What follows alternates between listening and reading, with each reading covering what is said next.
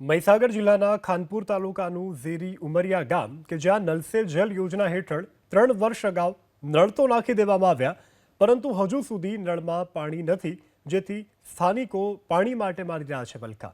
સ્થાનિકોનો આરોપ છે કે લોકોના ઘર આંગણે પાણી મળી રહે તે માટે સરકારી યોજનાની કામગીરીમાં ભ્રષ્ટાચાર થતા પાણી માટે વલખા મારવા પડી રહ્યા છે। પરિસ્થિતિ તો એવી ઉદ્ભવી છે કે ઉનાળો હોય કે શિયાળો, સ્થાનિકોને 2 કિલોમીટર ચાલી અને હેન્ડપંપ પર જઈ અને પાણી ભરવા જવું પડે છે। સ્થાનિકોનો આરોપ છે કે હેન્ડપંપના દૂષિત પાણીને ગાળી અને પીવા છતાં પણ પથરી જેવી બીમારીઓ થઈ રહી છે। પાણી પુરવઠા વિભાગ તરફથી પાણીના ટાંકા પણ ઊભા કરી દેવામાં આવ્યા, પરંતુ આ બધું જ શોભાના ગાંઠિયા સમાન બની રહ્યું છે। હજુ સુધી સ્થાનિકોને નળ મારફતે પાણી નથી મળતું, તો વાસ્મોએ કરેલી કામગીરીમાં પણ ભ્રષ્ટાચાર થયાનો સ્થાનિકો આરોપ લગાવી રહ્યા છે।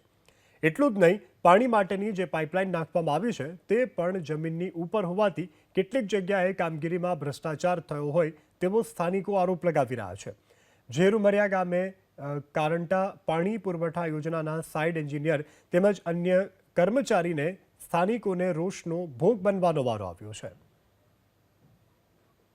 અહીંથી અમારો છોકરો બૈરો કિલોમીટર પોણી ના મળે તો 1.5 કિલોમીટર ત્યાંથી પોણી લાવી અને અમારું ગુજરાન ચલાવે એવી પોઝિશન છે। આ જે સુવિધા ચાલુ છે ત્યાંનું અહીં નળે પોણી આવ્યું નહીં।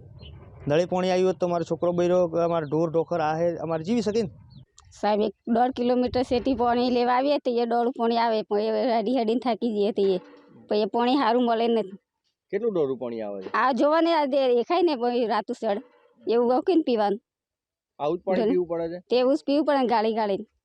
ટેસ્ટિંગનું હતું, અમે ટેસ્ટિંગ કરીને પછી હેન્ડઓવર પંચાયતને કરી છે। ત્યારથી પછી પંચાયતના માણસથી હેન્ડઓવરમાં પાણી આપવામાં નહીં આવતું, એટલે પંચાયતનો પ્રશ્ન છે એમાં। હા, એમાં ક્યાંક ને ક્યાંક વાસ્મોની પાઇપલાઇન ડેમેજ છે, એના લીધે નહીં જતું। અમે એક વખત મેન્યુઅલી અમારે નથી આવતું, તેમ છતાં બી અમે એક વખત ટ્રાય કર્યો હતો।